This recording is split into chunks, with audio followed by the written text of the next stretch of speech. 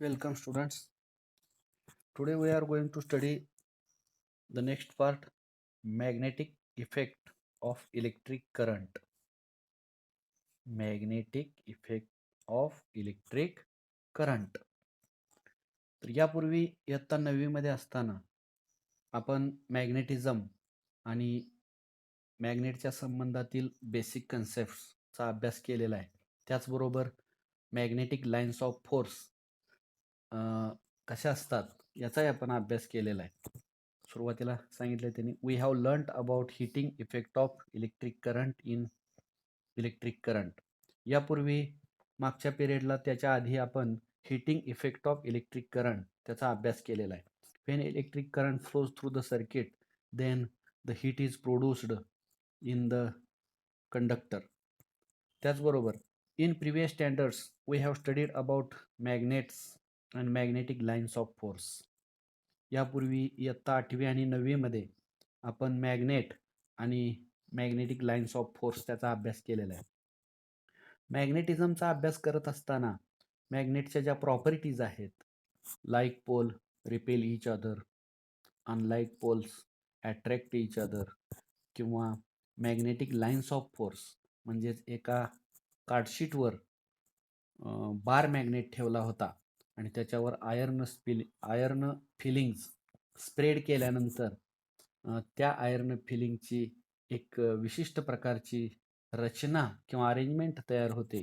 म्हणजेच अशा प्रकारे मॅग्नेट जर कार्डशीटवर ठेवला तर त्याच्यावर जर आयर्न फिलिंग्स स्प्रेड केले तर त्या आयर्न फिलिंगची अरेंजमेंट अशा प्रकारे होते. म्हणजे मॅग्नेटिक लाईन्स ऑफ फोर्स याचाही आपण अभ्यास केलेला होता. त्यानंतर पुढे सांगितलंय however it will be interesting to see if an electric current and magnetic field are related to each other.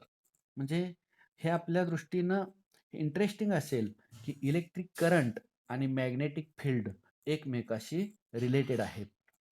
या टॉपिकमध्ये पुढे आपल्याला तेच शिकायचं आहे. इलेक्ट्रिक करंट आणि मॅग्नेटिक फील्ड हे एकमेकाशी रिलेटेड आहेत. त्यांचा काय संबंध आहे हे शिकणे आपल्या दृष्टीनं इंटरेस्टिंग असेल. अशा प्रकारे एक MS पेपर किंवा कार्डशीट घेऊन त्याच्यावरती मध्यभागी जर बार मॅग्नेट ठेवला आणि त्या पेपरवर आयर्न फिलिंग्स असे स्प्रिंकल केले किंवा स्प्रेड केले तर त्या आयर्न फिलिंगची एक विशिष्ट प्रकारची अरेंजमेंट होते. ते आपल्याला दिसतं. मग ह्या ज्या लाईन्स आहेत किंवा हे जे सर्कल्स आहेत हे कशाचे सर्कल्स आहेत किंवा कशाच्या लाईन्स आहेत? Magnetic lines of force. म्हणजे हे जे दिसतंय रेषा या रेषांच्या ठिकाणी आयर्न फिलिंग्स अरेंज होतो. म्हणजेच हे काय आहेत? Magnetic lines of force. ठीक आहे. पुढे एक छोटीशी ऍक्टिव्हिटी आपल्याला सांगितली आहे. Try this. हे करून पहा. काय सांगितलं ऍक्टिव्हिटीमध्ये? Connect the circuit as shown in the figure 4.5. म्हणजे ही जी फिगर आहे 4.5 या फिगरमध्ये सांगितल्याप्रमाणे सर्किट कनेक्ट करा. आता या सर्किटमध्ये काय केलेलं आहे त्यांनी? एक कंडक्टर घेतलेला आहे. AB हा एक मेटॅलिक कंडक्टर आहे आणि त्याचे दोन टर्मिनल्स A आणि B ही जी दोन टोकं आहेत ती टोकं कशाला जोडलेली आहेत?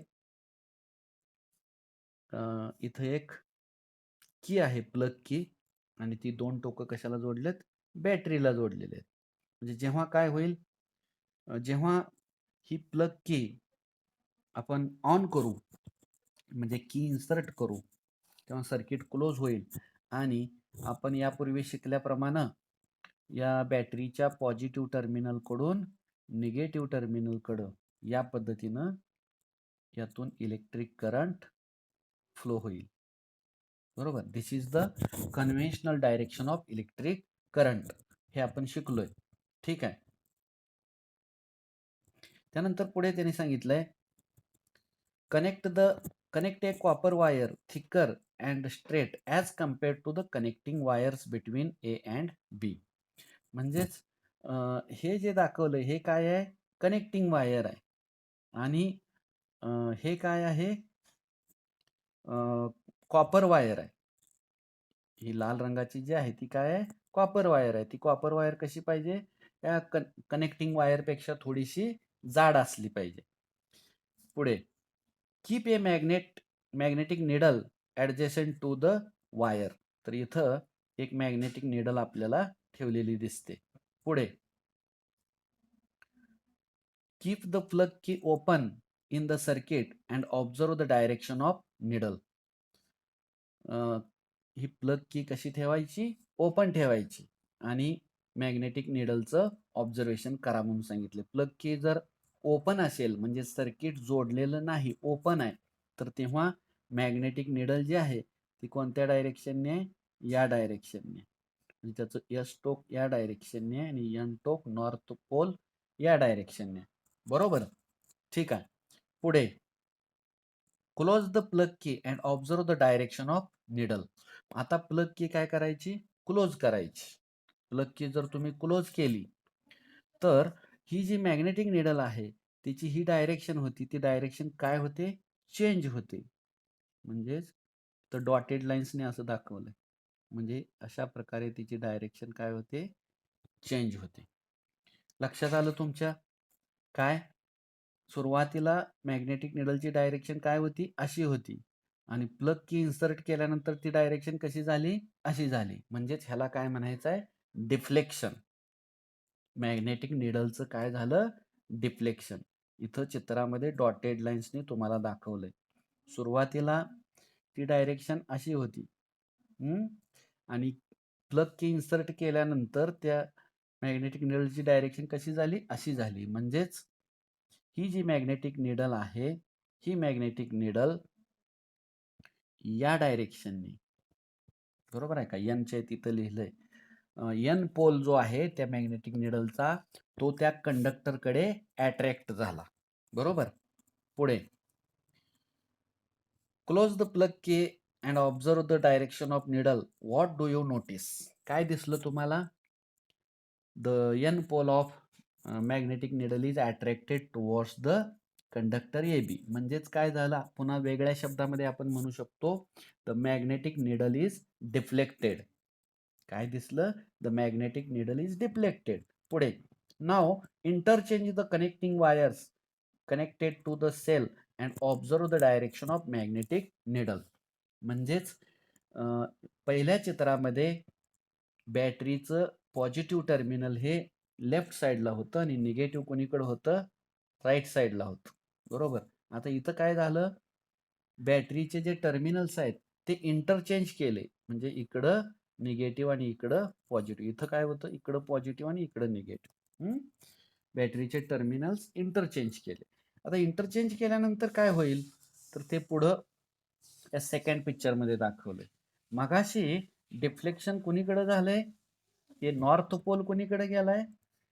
त्या कंडक्टरकडे गेलाय. ए बी कंडक्टरकडे गेलाय. आणि इथं दुसऱ्या पिक्चरमध्ये काय झालंय? नॉर्थ पोल काय झालाय? त्या कंडक्टर पासून दूर गेलाय. म्हणजेच इथं जे डिफ्लेक्शन झालेलं आहे त्या डिफ्लेक्शन इथं डिफ्लेक्शनची डायरेक्शन कुठली आहे? मॅग्नेटिक निडलचं जे डिफ्लेक्शन झालंय त्याचं ही डायरेक्शन आहे. आणि दुसऱ्या पिक्चरमध्ये जे मॅग्नेटिक निडलचं डिफ्लेक्शन झालंय त्याची ही डायरेक्शन आहे. म्हणजे अपोजिट डायरेक्शन. डिफ्लेक्शन डिफ्लेक्शन म्हणजे लक्षात आलं का तुमच्या? म्हणजे उदाहरणार्थ एखादी मोटरसायकल स्टार्ट केल्यानंतर मोटरसायकलच्या स्पीडोमीटरमध्ये जो पॉइंटर असतो, काटा असतो, तो काटा काय करतो? 0 पासून 10 कडे जातो, 20 कडे जातो. बरोबर? म्हणजे डिफ्लेक्ट होतो. आणि गाडी बंद केल्यानंतर पुन्हा तो 20 वरून 10 वरून पुन्हा 0 वर येतो. याला काय म्हणायचं आहे? डिफ्लेक्शन. तसं ही मॅग्नेटिक निडल काय झाली?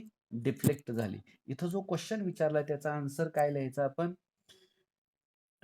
नाव interchange the connecting wires connected to the cell and observe the direction of magnetic needle. Answer कसं लिहायचं याचा? काय होईल? काय ऑब्झर्वेशन दिसून आलं तुम्हाला? If the connecting wires are interchanged, means if the poles of battery are interchanged, then the magnetic needle deflects in the opposite direction. आणि पुढे त्यांनी म्हटलंय, do you notice any relation between the direction of current and position of the needle?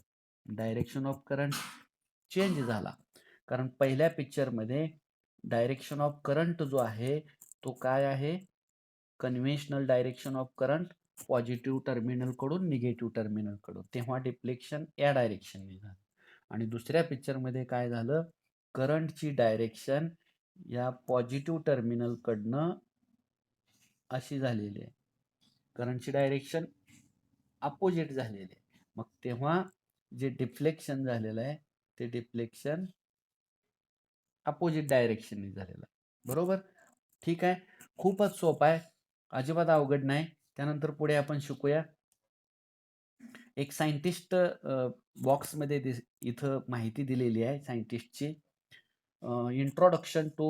Introduction of scientist, एका सायंटिस्टची माहिती दिलेली आहे, त्याचाही आपण अभ्यास करूया.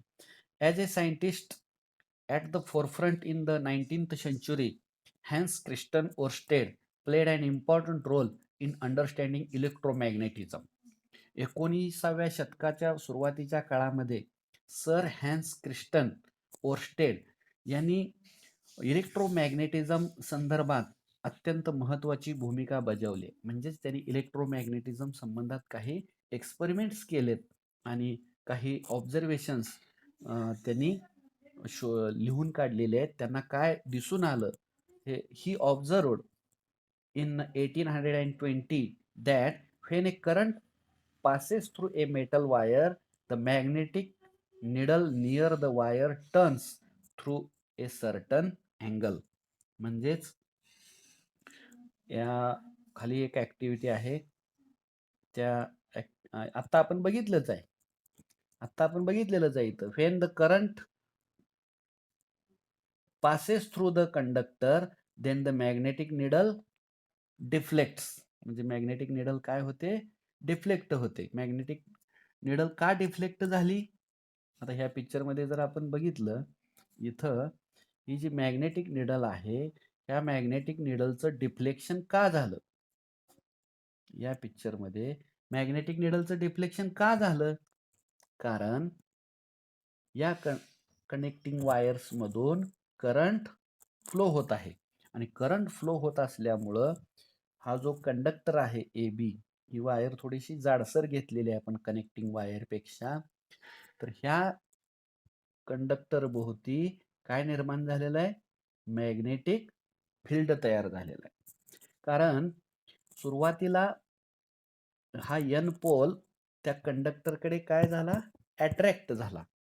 ज्या अर्थी हा एन पोल त्या कंडक्टरकडे अट्रॅक्ट झाला, त्या अर्थी यामध्ये काय निर्माण झालेलं असलं पाहिजे, magnetism.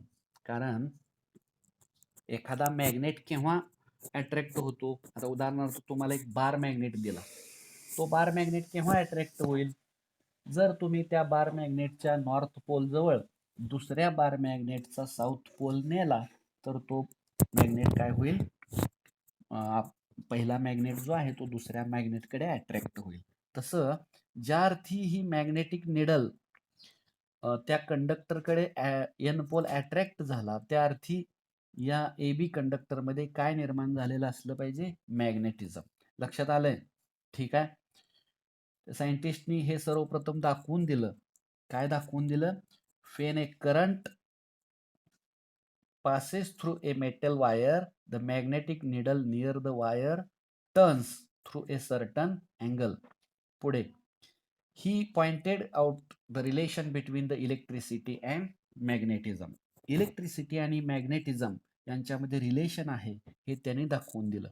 Today's advanced technology developed as a consequence. आता सध्या जी आधुनिक तंत्रज्ञान इलेक्ट्रोमॅग्नेटिझम संदर्भात आहे ते केवळ यांच्या डिस्कवरीमुळे झालेलं आहे. इन दिस ऑनर, त्यांच्या सन्मानार्थ, the unit of intensity of magnetic field is termed as oersted. Intensity of magnetic field म्हणजेच काय, तर हा जो मॅग्नेट आहे या मॅग्नेटच्या जवळ मॅग्नेटच्या जवळ मॅग्नेटिक फील्ड जास्त असतं. मॅग्नेटिक फील्ड ह्या मॅग्नेटच्या जवळ जास्त असतं. जर आपण दूर अंतरावर गेलो तर मॅग्नेटिक फील्डची इंटेन्सिटी आहे, तीव्रता आहे, ती काय होते, कमी होते. कारण तुम्ही जर इथं एक लोखंडाची टाचणी ठेवली तर ती मॅग्नेटकडे सहज अट्रॅक्ट होईल, आणि तुम्ही खूप दूर अंतरावर जर लोखंडी टाचणी ठेवली तर ती मॅग्नेटकडे अट्रॅक्ट होणार नाही. कारण मॅग्नेटची जी इंटेन्सिटी आहे ती इंटेन्सिटी कुठं असते, मॅग्नेटच्या जवळ जास्त असते, आणि मॅग्नेट पासून जसजसे दूर जावे तसतशी ती इंटेन्सिटी काय होते, कमी होते. आपल्याला काय शिकायचं आहे, तर मॅग्नेटची जी इंटेन्सिटी आहे ती इंटेन्सिटी मोजण्याचं युनिट आहे, ते युनिट काय आहे, ओरस्टेड. आणि हे युनिट का दिलेलं आहे, या शास्त्रज्ञाच्या सन्मानार्थ इंटेन्सिटीला युनिट दिलंय ओरस्टेड. हेही लक्षात राहू द्या, what is the unit of magnetic intensity. त्यानंतर शेजारी माहिती दिलेली आहे, हे खूपच सोपं आहे, यात काही इतकासा वेळ घालवण्या इतकं नाही. एकच गोष्ट आहे यात, की when the electric current passes through the conductor the magnetic field is produced in it. एखाद्या मेटॅलिक कंडक्टर मधून इलेक्ट्रिक करंट फ्लो होतो तेव्हा त्याच्या भोवती मॅग्नेटिक फील्ड तयार होतं. ठीक आहे. What do you learn from this experiment. या एक्सपेरिमेंट वरनं काय कळलं, the magnetic field is observed because the current in the wire. म्हणजे त्या वायरमधनं करंट फ्लो झाला म्हणून मॅग्नेटिक फील्ड आढळून आलं. This means electricity and magnetism are closely related. Electricity आणि मॅग्नेटिझम यांचा जवळचा संबंध आहे. ऑन द कॉन्ट्ररी, या उलट, if a magnet is moved and kept moving will we observe any electric effect. म्हणजेच काय, मगाच्या प्रमाणे इथं या फिगरमध्ये जे इलेक्ट्रिक सर्किट दिलेलं आहे, इथं जर हा मॅग्नेट आहे, म्हणजे मॅग्नेटिक निडल आहे, ती मॅग्नेटिक निडल या कंडक्टिंग वायरच्या जवळ नेली आणि पुन्हा दूर नेली, म्हणजे मॅग्नेट काय केला, मूव्ह केला, तर काय होईल असं त्यांनी विचारले. If magnet is moved and kept moving will we observe any electric effect. जर आपण मॅग्नेट त्या कंडक्टिंग वायरच्या जवळ नेलं तर ते मॅग्नेटिक फील्ड जास्त असल्यामुळे डिफ्लेक्शन जास्त होईल, आणि ए बी ह्या कंडक्टर पासून तुम्ही मॅग्नेटिक निडल दूर नेली तर तिथं त्या मॅग्नेटिक निडलचं डिफ्लेक्शन कमी आढळून येणार, कारण मॅग्नेटिक फील्ड ए बी जवळ जास्त असेल. ए बी या कंडक्टर पासून दूर जाल तसं ते मॅग्नेटिक फील्डची इंटेन्सिटी काय होत जाईल, कमी होत जाईल. Is it not existing.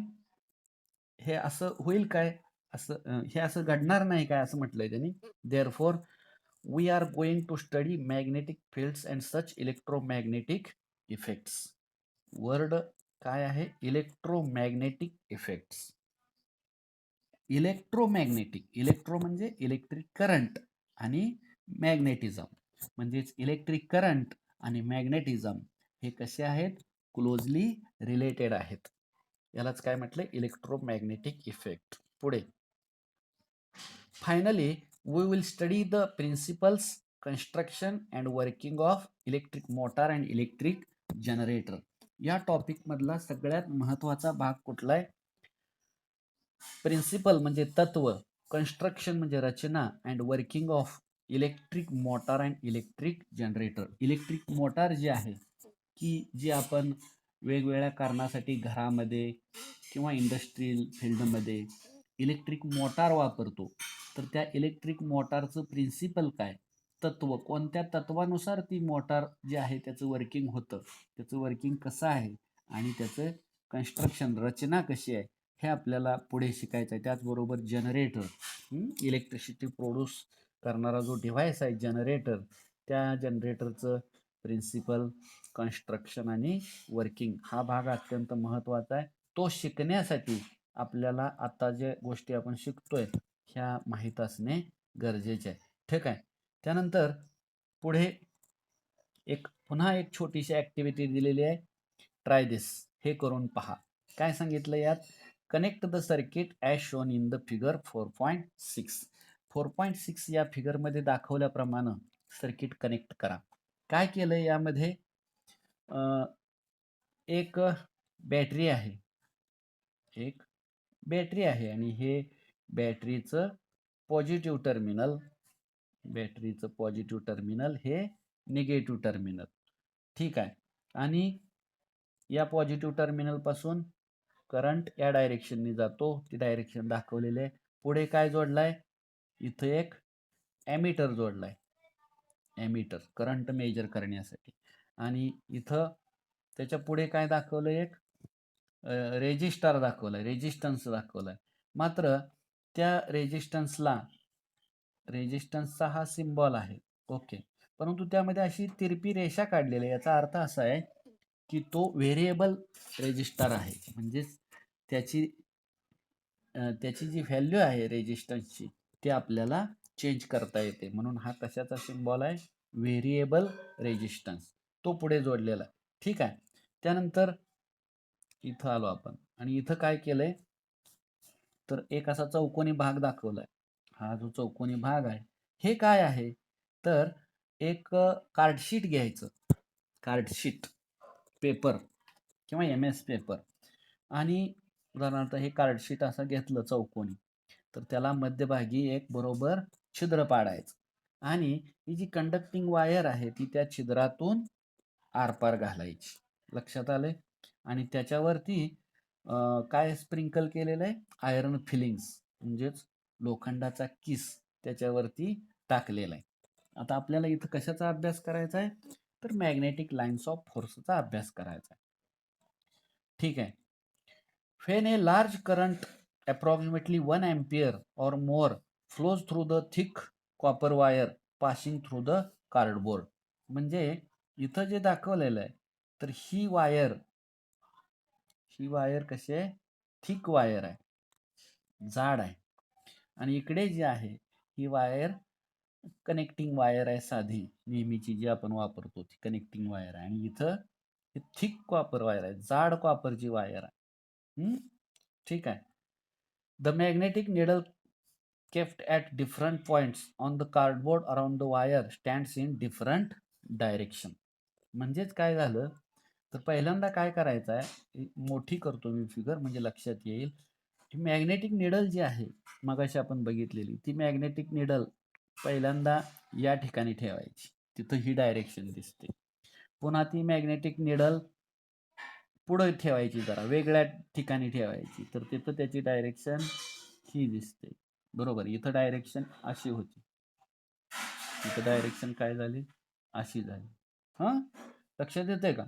आणि पुढे नंतर ती मॅग्नेटिक निडल इथं ठेवायची, तिथं त्याची डायरेक्शन अशी होईल. म्हणजेच काय? मॅग्नेटिक निडल जर वेगवेगळ्या ठिकाणी ठेवली तर त्या मॅग्नेटिक निडलची डायरेक्शन वेगवेगळे असल्याचे आढळून येते. म्हणून त्याने काय म्हटलं इथं? The magnetic needle kept at different points on the cardboard around the wire stands in the different direction. त्या मॅग्नेटिक निडलची डायरेक्शन वेगवेगळ्या ठिकाणी वेगवेगळी असते. पुढे पुढं सांगितलंय त्याने आपल्याला, the direction of the current shown in the circuit is conventional direction. Conventional direction कोणती असते? From positive terminal to the negative terminal. म्हणजेच बॅटरीच्या पॉझिटिव्ह टर्मिनलकडनं निगेटिव्ह टर्मिनलकडं जी डायरेक्शन आहे ह्याला आपण म्हणतो कन्व्हेन्शनल डायरेक्शन. आणि इलेक्ट्रॉनची डायरेक्शन निगेटिव्ह टर्मिनलकडनं पॉझिटिव्ह टर्मिनलकडं असते. आणि करंटची डायरेक्शन पॉझिटिव्ह टर्मिनलकडून निगेटिव्ह टर्मिनल. ह्याला काय म्हटलंय? Conventional direction. Electric current flows from positive terminal to the negative terminal. This is the conventional direction. While the electrons flows from negative terminal to the positive terminal of battery. This is the direction of electron. ठीक आहे. पुढे, what changes are caused by increasing और decreasing current. म्हणजेच इथं जी battery वापरलेली आहे, समजा या बॅटरीचं पोटेन्शियल डिफरन्स 5 व्होल्ट आहे, तेव्हा मॅग्नेटिक निडलचं थोडंसं डिफ्लेक्शन झालं.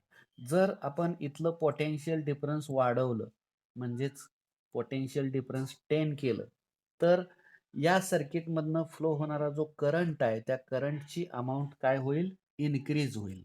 म्हणजेच तुम्ही पोटेन्शियल डिफरन्स इन्क्रीज केला की करंट काय होईल? इन्क्रीज होईल. म्हणजेच यामधून फ्लो होणारा करंट काय होणार? इन्क्रीज होणार. आणि करंट इन्क्रीज झाला की मॅग्नेटिक फील्ड जे आहे ते मॅग्नेटिक फील्ड सुद्धा काय होणार? इन्क्रीज होणार. तुमच्या लक्षात आलं का? काय सांगितलं? when the current passing through the conductor is increased, if the current passing through the conductor is increased, then the magnetic field increases. त्याच्या भोवती असलेलं मॅग्नेटिक फील्ड सुद्धा काय होत जातं? इन्क्रीज होत जातं. ठीक आहे. त्यानंतर what do you see when the magnetic needle is kept a little away from the wire? म्हणजेच मॅग्नेटिक निडल जर वायर पासून दूर नेली, आता ही जी कंडक्टिंग वायर आहे, मॅग्नेटिक निडल तुम्ही इथं ठेवल्यानंतर तुम्हाला त्यामध्ये डिफ्लेक्शन आढळून आलं, परंतु जर ती मॅग्नेटिक निडल इथं नेली आणि सर्किट क्लोज केलं तुम्ही, तर त्याचं जे डिफ्लेक्शन आहे, त्याचं जे विचलन आहे, काटा हलणे, तर हे जे डिफ्लेक्शन आहे ते काय होणार?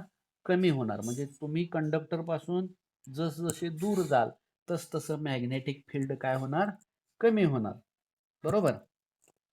म्हणजेच दोन गोष्टी तुम्ही शिकला इथं. काय? As the current increases magnetic field increases. हे एक झालं. करंट वाढवला की मॅग्नेटिक फील्ड वाढतं. Number 2, as we go away from the conductor the intensity of magnetic field decreases. या कंडक्टर पासून तुम्ही जसजसे दूर जाल, कंडक्टिंग वायर पासून दूर जाल, तसं तसं मॅग्नेटिक फील्ड काय होत जाणार? कमी होणार. ह्या दोन गोष्टी लक्षात ठेवा. पुढे, now instead of magnetic needles spread iron filings on the cardboard and observe. जर ह्या कार्डबोर्डवर आयर्न फिलिंग्स स्प्रेड केले तर त्या आयर्न फिलिंगची अरेंजमेंट कशी होते? कॉन्सेंट्रिक. कॉन्सेंट्रिक म्हणजे काय? जेव्हा हे एक सर्कल आहे, याचा हा सेंटर आहे समजा, आणि तोच सेंटर असलेलं दुसरं सर्कल काढलं, तोच सेंटर असलेलं तिसरं सर्कल काढलं, तर ह्याला कसले सर्कल्स म्हणायचं? Concentric circles. ठीक आहे. काय चाललंय? when the iron fillings spread on this cardboard, the concentric circles are observed. The iron fillings arrange themselves in a circular manner around the wire. Why does this happen? हे असं का घडून आलं? तर ती मॅग्नेटिक फील्डची डायरेक्शन आहे. You have studied magnetism and magnetic field in previous standard. इयत्ता 9वी मध्ये असताना तुम्ही मॅग्नेटिझम आणि मॅग्नेटिक फील्ड याचा अभ्यास केलेला आहे. The iron filings spread on magnetic lines of force. Iron filings हे मॅग्नेटिक लाईन्स ऑफ फोर्समुळे पसरतात. म्हणजे तुम्ही एकाच ठिकाणी, चित्रामध्ये दिसतं, तुम्ही एकाच ठिकाणी अशा प्रकारे आयर्न फिलिंग्स टाकले तर ते काय होतात? स्प्रेड होतात. म्हणजे त्या आयर्न फिलिंगचे अशा प्रकारे कॉन्सेंट्रिक सर्कल्स तयार होतात. Iron filings arrange themselves in circular manner. वर्तुळाकार मार्गाने त्यांची रचना तयार होते. त्यानंतर पुढे आहे, a magnetic field is produced around a straight conductor, current carrying conductor. जेव्हा एखाद्या कंडक्टिंग वायर मधून इलेक्ट्रिक करंट फ्लो होतो तेव्हा त्याच्या भोवती मॅग्नेटिक फील्ड तयार होतं. If the current is unchanged, current change करायचा नाही, the magnetic field reduces as the distance from the wire increases. कंडक्टरमधून फ्लो होणारा करंट चेंज न करता जर तुम्ही त्या कंडक्टर पासून दूर गेला तर मॅग्नेटिक फील्ड काय होतं, रिड्यूस होतं. Therefore the concentric circles representing the magnetic lines of force are shown bigger and rare field as the distance from the wire increases. त्या कंडक्टिंग वायर पासूनचं डिस्टन्स जर इन्क्रीज झालं तर मॅग्नेटिक लाईन्स ऑफ फोर्स कशा होतात, मोठ्या होतात आणि विरळ होतात. म्हणजेच तुम्ही कंडक्टर पासून जसं जसे दूर जाल तस तसं काय होतं, as we go away from the current carrying conductor the magnetic lines of force becomes bigger and rare field, म्हणजेच विरळ. मॅग्नेटिक लाईन्स ऑफ फोर्स या कशा होतात, विरळ होत जातात. जास्त त्यांची गर्दी होत नाही. ठीक आहे. त्यानंतर पुढे सांगितलंय त्यांनी, the current if the current through the wire is increased the intensity of magnetic field increases. म्हणजेच तुम्ही इथं एवढं जे शिकला ह्यातल्या दोनच गोष्टी आहेत. महत्वाची गोष्ट काय आहे, when the electric current flows through the conductor magnetic field is produced around it. This is known as electromagnetic effect.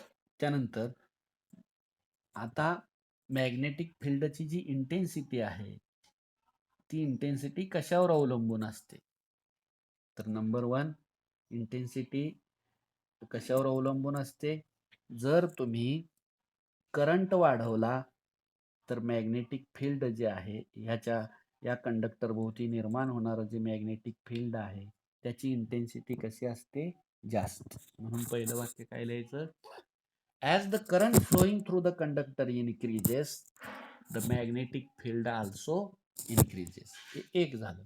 दुसरं काय, as we go away from the conductor, म्हणजे जर तुम्ही या कंडक्टर पासून दूर गेला, म्हणजे मॅग्नेटिक निडल इथं ठेवली, इथं ठेवल्याच्या ऐवजी, तर मॅग्नेटिक फील्ड तुम्हाला कसं जाणवणार, कमी जाणवणार. तुम्ही जसं या कंडक्टर पासून दूर जाल तस तसं मॅग्नेटिक फील्ड काय होतं, कमी होतं. ठीक आहे. याच्या पुढे लिहिलेलं आहे राईट हँड थंब रूल, उजव्या हाताच्या अंगठ्याचा नियम. हा नियम अत्यंत महत्वाचा आहे. तो आपण उद्याच्या पिरियडला शिकूया. ओके, थांबूया आपण. ठीक आहे.